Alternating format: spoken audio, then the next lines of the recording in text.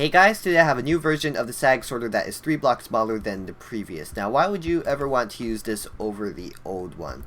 The difference in size is minuscule, and this is like 90% comparators and uses a bit more resources. So why would you ever want to use this? Well, there's only one reason why I could think of why you might want to use this, and that is the size of the footprint. Now the footprint of this one is 3 by 3 while the footprint of the previous one is 3 by 4. And why is this relevant at all? Well, if you're going to have a whole bunch of these next to each other, a whole bunch of rail lines next to each other just like this, then on the 3 by 4 one, then you would have to space them further apart, while on the 3 by 3 one, you could have them one block closer together, and that one block does make quite a big difference when you have multiple of these systems next to each other. But if you're just planning on having maybe 1 or 2 maximum, then I would recommend using the old design, which I will be linking in the description below if you want to check that out. But if you're planning on having a whole bunch of these for whatever reason, then this new 3 by 3 one should be better by almost every means.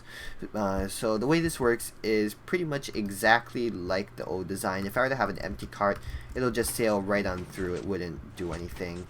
If I were to have items that it can't sort, for example repeaters, then it'll do the exact same thing. It'll sail right on through because this is in fact a sorter. So it will not accept the repeaters. It will say, I do not want your repeaters, keep them for yourself.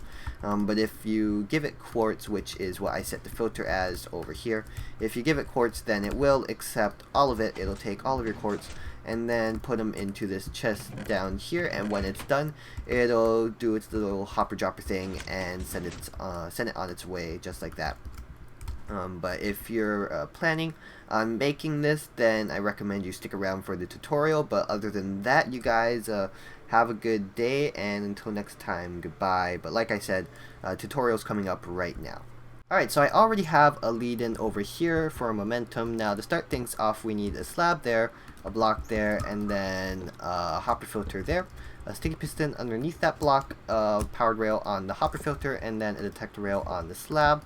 Then on the side of the slab, we need a furnace with an item in it to power a comparator, and that will be sending a signal into a comparator on subtract mode.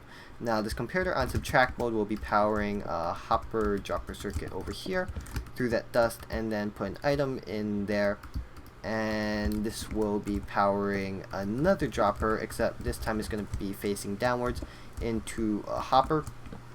And then this hopper down here is the output for all of the sorted items, so you could feed that into your storage silo or whatever.